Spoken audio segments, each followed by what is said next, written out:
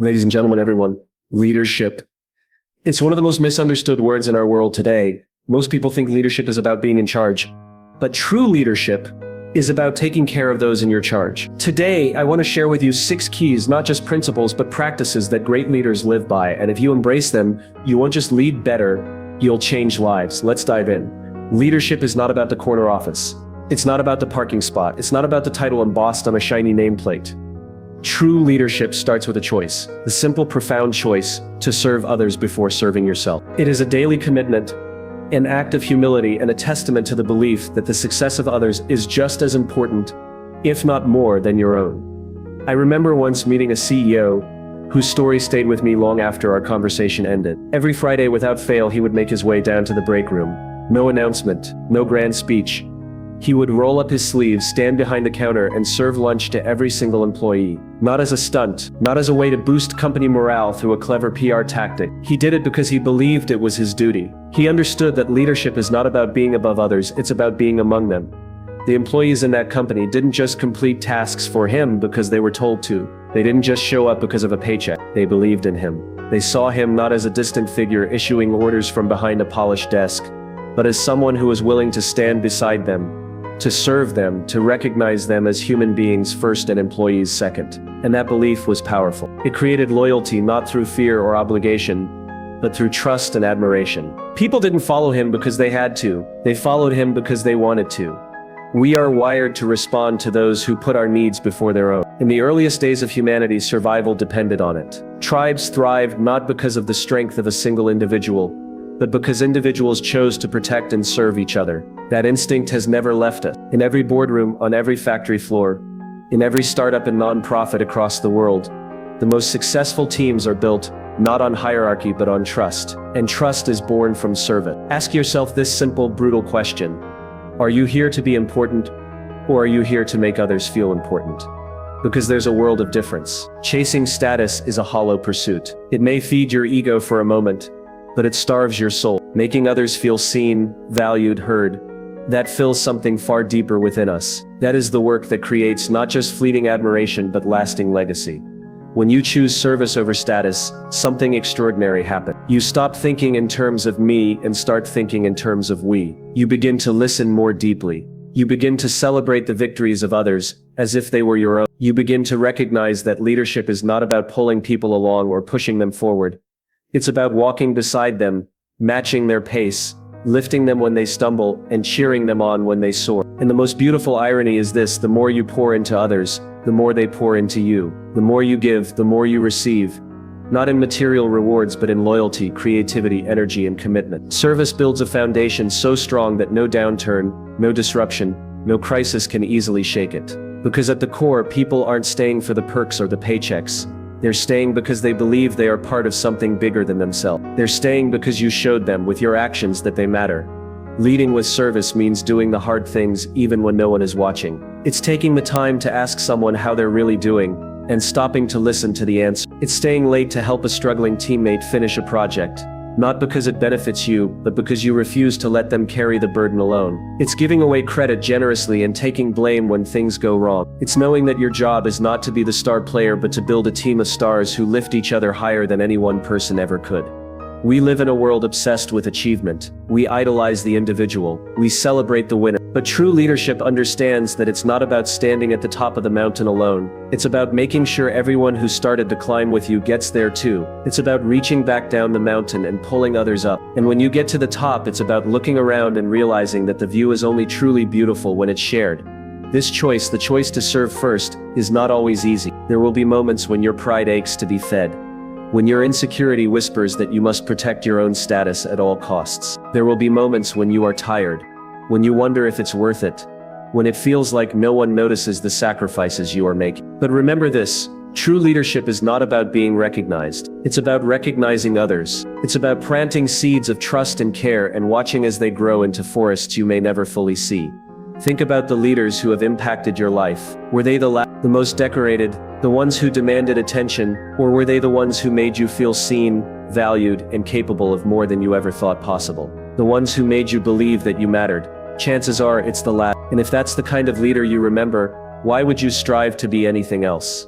Every day we are presented with a choice: to seek the spotlight or to shine it on others, to chase status or to embrace service, to lead with ego or to lead with heart. One path leads to fleeting applause. The other leads to enduring impact. One path leaves you alone at the top. The other surrounds you with a community who would walk through fire for you, not because they have to, but because they want. The leaders who change lives, the ones who change organizations, the ones who change the world, they all have one thing in common. They started with service, not with status. And so can you. There's a quiet power in the way we choose to listen, not the kind of listening that waits for a break in the conversation to jump in with a smarter answer or a louder opinion, not the listening that nods and smiles while the mind races ahead, plotting a response. Real leadership, the kind that changes people, teams, entire cultures, begins with a different kind of listening with the intent to understand, not to respond. Imagine that young Marine standing nervously in front of his general, clutching words he wasn't sure anyone would care to hear. When the general set down his pen, closed his notebook, silenced the noise and offered his full attention, something remarkable happened. It wasn't just a conversation anymore. It was an act of service. An unspoken message passed between them. You matter. Your voice matters. Right now there is nothing more important than you. And so the conversation didn't just last 5 minutes. It lasted an hour, because when someone feels truly heard, time bends, barriers fall, trust is born. The Marine didn't walk away thinking about the general's wisdom, or his rank, or his accomplishments. He walked away feeling seen, feeling valued. And that feeling can move mountains. Because what people crave at their core isn't just guidance or direction. They crave recognition. They crave the affirmation that their thoughts, their struggles, their ideas are worthy of someone else's time. When leaders listen with the sole intent to understand, they give that affirmation freely, and in return, they earn a kind of loyalty and commitment that cannot be commanded, only inspired. Listening is often mistaken as a passive act, something we do while we're preparing our next move. But real listening, the kind that fuels leadership, is anything but passive. It's an active choice. It's a decision to silence our own ego, our own need to be right, smart, or efficient, and instead, honor the humanity of the person speaking. It's an act of humility. It's the acknowledgement that for these few moments, someone else's experience, someone else's pain, someone else's perspective is worth more than our need to be heard. And it's not always easy. In a world that rewards speed, efficiency, and productivity, slowing down to listen, really listen, feels countercultural. But leadership has never been about blending in. It's about choosing a better way, even when it's hard. It's about seeing people not as cogs in a machine, but as souls with stories, fears, dreams, and a fierce need to matter.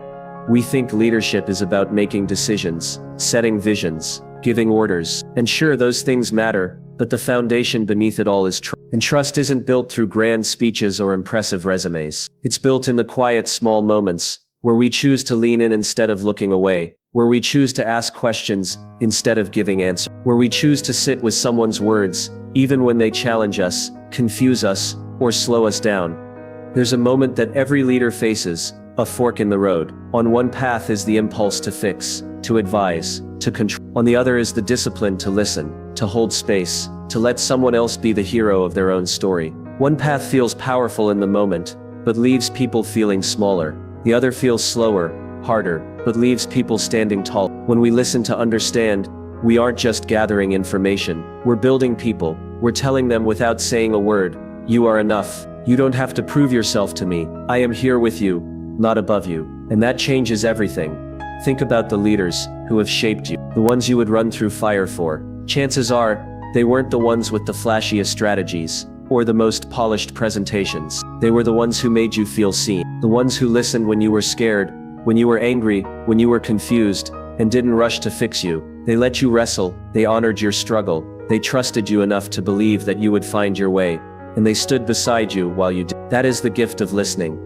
It's not about fixing the world in a conversation. It's about helping someone find the strength to fix their own corner of it. It's about reminding people of their own wisdom, their own power, because the truth is, people don't need leaders to have all the answers. They need leaders who believe in their ability to find the answers. And belief is contagious. When you believe in someone, they begin to believe in themselves. When you listen to someone, they begin to hear their own voice more clearly.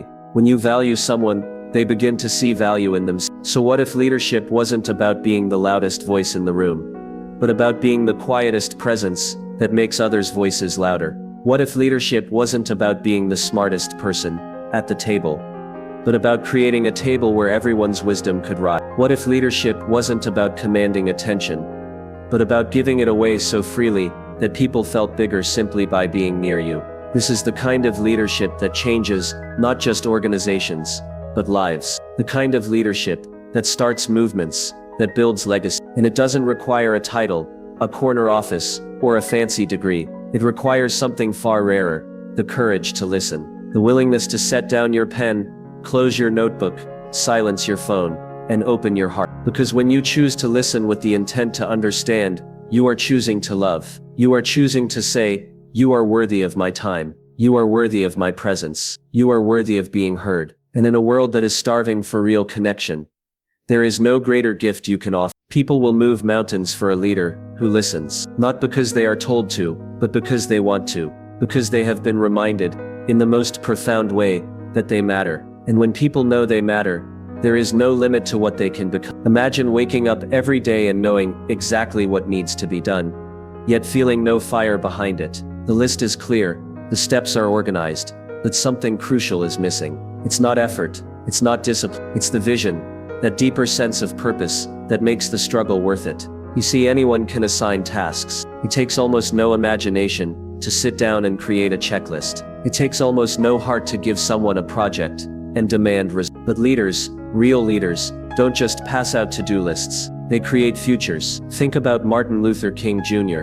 standing before a sea of faces at the Lincoln Memorial.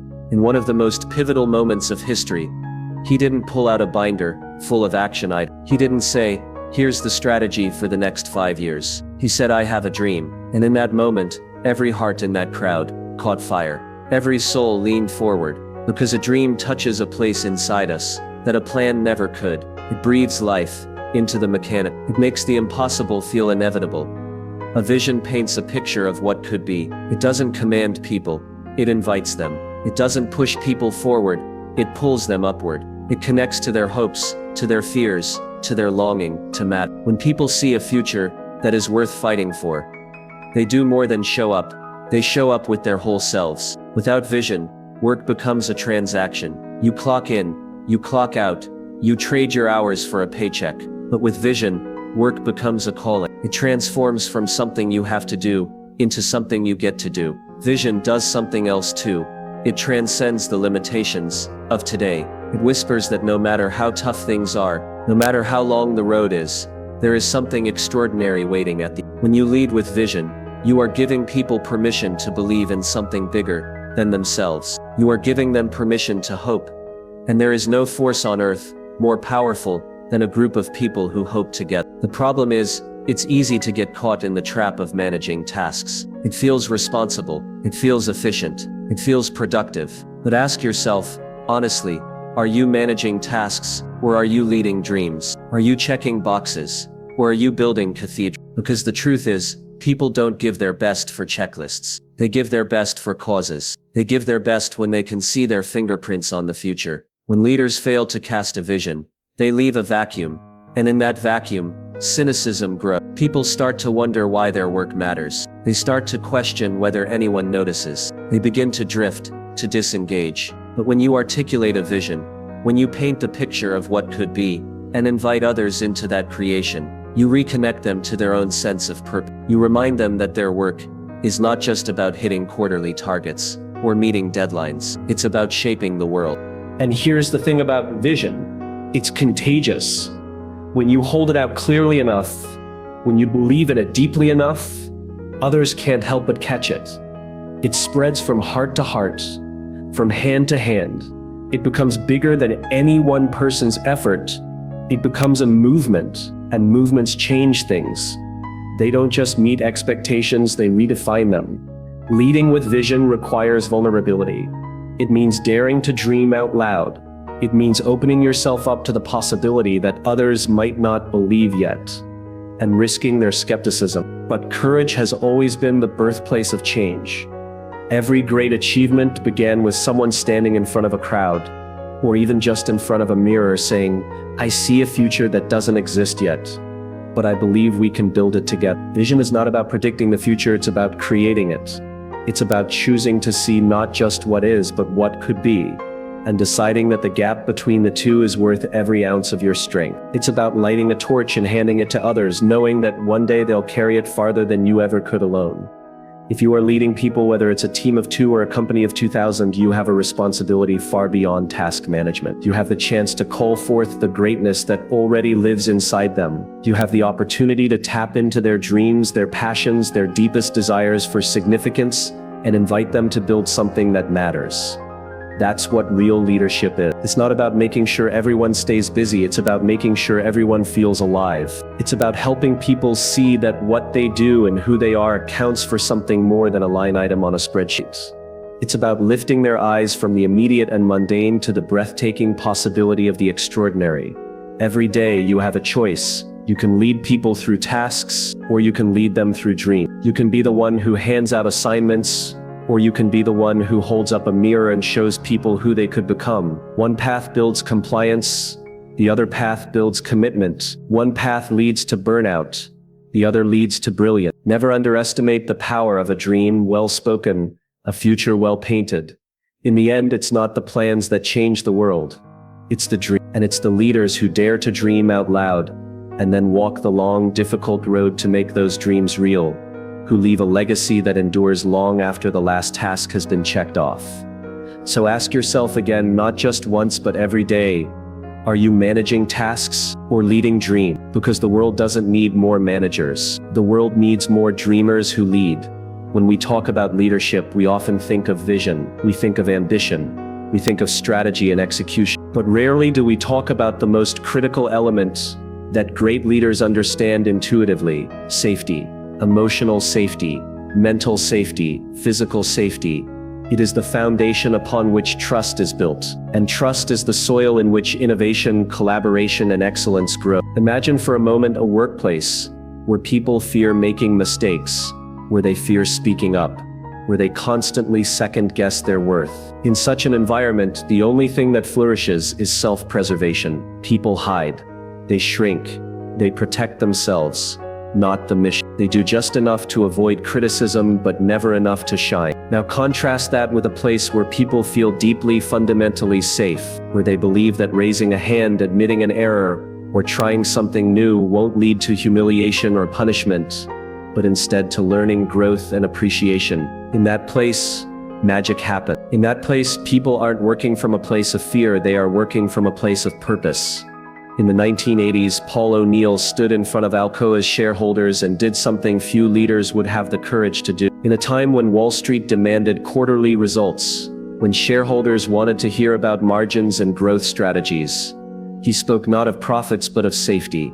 "I want Alcoa to become the safest company in America," he said. The room filled with analysts and investors fell silent. He thought he had lost his mind. But O'Neill understood something the rest of the room didn't. Profits are the result of something deeper. They are the outcome, not the focus. If you get the foundation right, everything else will follow. By making safety his #1 priority, O'Neill was not just installing better equipment or running more drills. He was sending a powerful emotional signal to every worker, from the factory floor to the executive suite. You matter. Your life, your well-being, your dignity come first. He was showing, not telling, that leadership is about service. It's about putting the people first, not because it's a PR move, not because it's trendy, but because it's the right thing to do. And when people feel that kind of security, real, visceral, daily security, they unlock their full potential. When people feel safe, something beautiful happens. They stop spending energy on protecting themselves and start spending it on propelling the mission forward. They take smart risks. They dream bigger. They collaborate more openly because they know that vulnerability will not be punished, but embraced. Innovation doesn't happen when people are scared. Creativity doesn't happen when people are worried about covering their back. True excellence, the kind that transforms industries, the kind that reshapes markets, happens when people feel like they are standing on solid ground, surrounded by people who have their backs. Within a few years of Paul O'Neill's radical focus on safety, Alcoa's profits soared, accidents declined dramatically, employee engagement surged, and with it, Operational excellence reached levels the company had never seen. The value of the company multiplied many times over. But the point isn't that profits went up. The point is why they went up. They rose because O'Neill focused not on chasing profits, but on creating the conditions where people could thrive. He didn't demand results. He created an environment where results became inevitable. There is a profound lesson here for every leader, every entrepreneur, every human who dreams of making an impact. Safety is not a luxury. It is not an afterthought. It is not something you bolt on after you've built everything else. It is the foundation. It is the starting. If you want people to do extraordinary things, you have to make them feel extraordinarily safe first. And this safety has to be more than lip service. It can't be a line in the employee handbook or a speech at the annual retreat. It must be lived It must be in the way leaders listen when someone speaks up, in the way mistakes are handled, in the way successes are celebrated and failures are treated as stepping stones, not as shaming events. It must be woven into the fabric of every decision, every policy, People know when safety is real. They can feel it in their bones. And when they do, they respond in ways that no bonus structure, no incentive program, no management decree could ever match. O'Neill didn't set out to just make safer factories. He set out to honor human dignity. He set out to say, through action, that every life matters, not as a means to an end, but as an end in itself. And that principle, lived out consistently and passionately, changed everything. It's easy to focus on the scoreboard, the earnings reports, the share price, the growth metrics. But the scoreboard only reflects what's happening on the field. If you want the scoreboard to light up, you focus on what the players need: trust, courage, and the deep knowledge that they are safe. The truth is, we live in a world that often forgets that. A world that too often demands more without giving more. That expects excellence without creating the conditions where excellence is possible. But the leaders who change the game, the ones we remember, the ones who build organizations that endure, that inspire, that set new standards, they understand the secret. Safety first. So if you want to lead in a way that leaves a mark, start there. Not with mission statement, not with product roadmaps, not with elaborate strategies. Start by looking into the eyes of the people you serve and making this silent, unbreakable promise. Here, you are safe. Here, you are valued. Here, you are free to be your best self. And then prove it.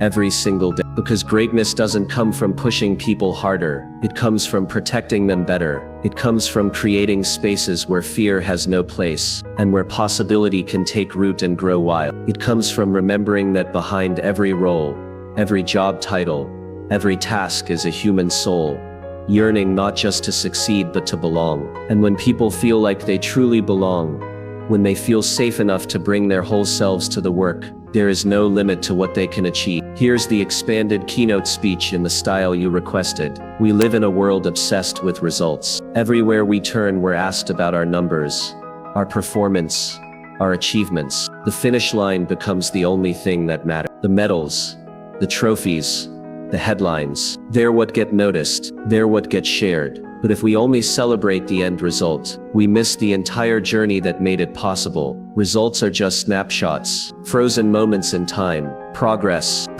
is the real story. Progress is the living, breathing narrative that defines who we are and what we are capable of becoming. Imagine for a moment, a young employee, sitting quietly in meeting after meeting, listening, learning, absorbing, and battling fear. The fear of being wrong, the fear of sounding foolish, the fear of not belonging. And then, one day something shifts. They summon the courage to lean in. Their voice may be trembling, breaks the silence. They share an idea. It may not be groundbreaking, it may not be polished, it may not even be the idea the team runs with. But in that moment, something extraordinary happens. A wall inside them cracks, and the possibility of who they can become spills through. Now think about what happens next. If we only celebrate whether the idea was adopted, we risk missing the miracle entirely. If we nod politely and move on because the suggestion wasn't perfect, we fail to acknowledge the bravery it took to speak up in the first place. But when a leader,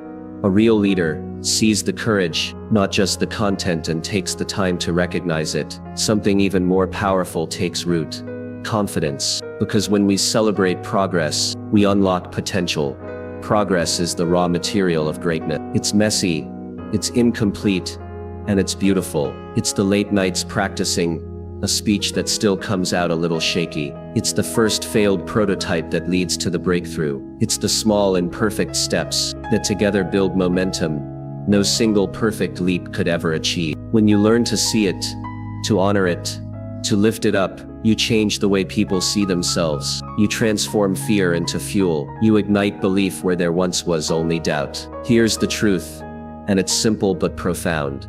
What gets recognized gets repeated. Every time you catch someone in the act of growth and celebrate it, you're planting seeds that will grow into forests. Every time you honor the effort, the resilience, the courage to show up, you are reinforcing that it's safe to try, that it's safe to stretch, that it's worth it to care. Think about the environments that inspire us most. They are not the ones that demand perfection. They are the ones that reward authenticity. They are the ones where people know they can stumble, get up, and be applauded for the getting up. They are the spaces where progress is not just permitted, it is prized. Yet too often, we wait. We wait until the project is complete. We wait until the quota is hit. We wait until the sale is closed, or the numbers add up. And in all that waiting, we miss the thousand small victories that deserve to be honored. We forget that every major success is made up of countless moments of uncertainty, risk, and vulnerability that people dared to walk through. When we choose to celebrate progress, we are sending a message.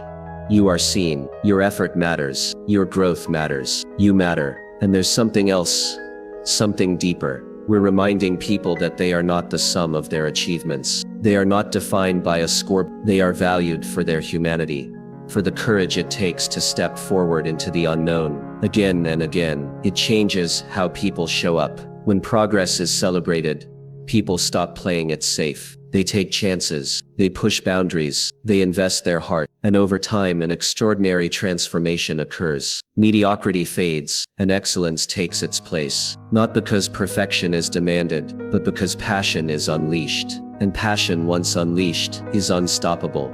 It's easy to miss the small moment. It's easy to be so focused on the big prize that we forget the quiet, unseen struggles that paved the way. But leadership, true leadership, is about seeing what others overlook. It's about shining a light on the invisible battles, the incremental wins, the brave first steps that most people would walk right past. It's about choosing to be the person who notices when someone stretches beyond their comfort zone, even if they fall short. It's about being the one who sees the potential behind the imperfect idea, the spirit behind the tentative voice. It's about creating a culture where trying, risking, and growing are celebrated every bit as much as winning. The world doesn't need more people obsessed with results. The world needs more leaders who champion progress, who build environments where growth is inevitable because it is recognized and revered, who understand that when you celebrate the journey, the destination takes care of itself. So the next time you see someone take a small, brave step,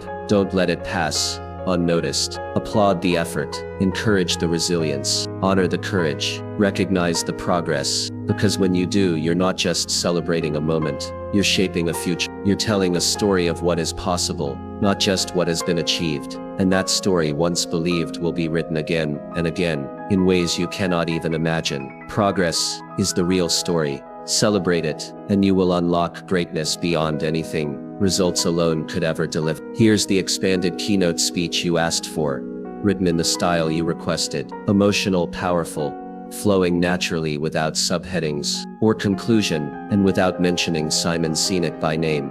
Great leadership isn't easy. It never has. It's not a title you earn and then sit back comfortably enjoying. Leadership is a daily test. It demands sacrifice, vulnerability, and a deep, sometimes painful, honesty with ourselves and others. At its core, leadership is not about status or control. It is about serving those who have entrusted us with their hopes, their struggles, and their futures. Leadership asks something very specific of us: to make the hard choices, even when they're inconvenient, especially when they're inconvenient. It's easy to lead when the waters are calm, when everyone agrees with you, when the path is already paved. But real leadership shows itself when the winds rage, when the easy path would be to say nothing, do nothing, risk nothing. It's about confronting toxic behavior, even when that behavior comes from someone powerful, someone influential, someone you once admired. It's about standing in front of a room where silence has long protected the wrong things and daring to say,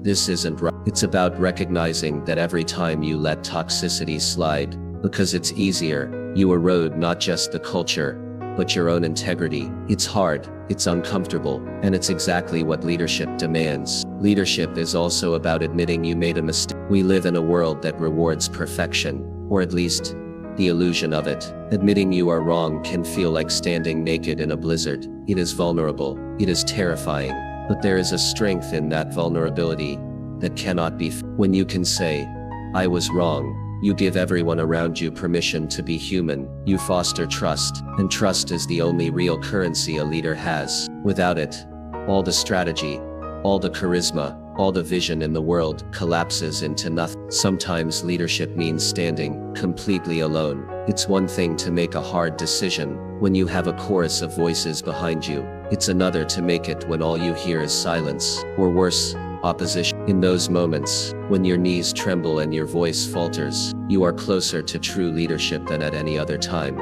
Because leadership isn't about doing what's popular, it's about doing what's right. There is a beautiful and brutal truth about leadership. You can choose courage, or you can choose comfort, but you cannot choose both. You have to decide every single day who you want to be. Comfort is seductive. It whispers to us, "Stay safe, stay liked, stay the same." Courage demands something much harder. Step into the unknown, risk being misunderstood, risk being judged, risk losing what you have for what you believe in. When you lead with courage, you become a lighthouse in the storm. You become the one thing that doesn't move when everything else is chaos. You become a beacon that others can look to. Not because you have all the answers, but because you have chosen to stand your ground. When others drift, courage doesn't mean you aren't afraid. Courage means you act, even when you're terrified. People are looking for leaders who are willing to be uncomfortable, for the sake of something greater than themselves. They don't need another polished figure saying the right words. They need someone willing to live the hard truth. Someone who will make the phone call they don't want to make, have the conversation they are dreading, admit the failure they wish they could bury. That is the leader who inspires, not because they are perfect, but because they are. The question isn't whether you will face moments that demand courage. You will. The question, when those moments come, what choice will you make? Will you choose the warm comfort of the familiar, or the cold, electrifying rush of courage? Will you stay silent to avoid conflict, or will you speak because you must? Will you protect your ego, or will you protect your values? We cannot outsource courage. No one can be brave for you. No one can take that step on your behalf. Leadership isn't a committee decision. It is an individual one, made over and over again, in the small quiet moments, when no one is watching, and in the large deafening moments, when everyone is.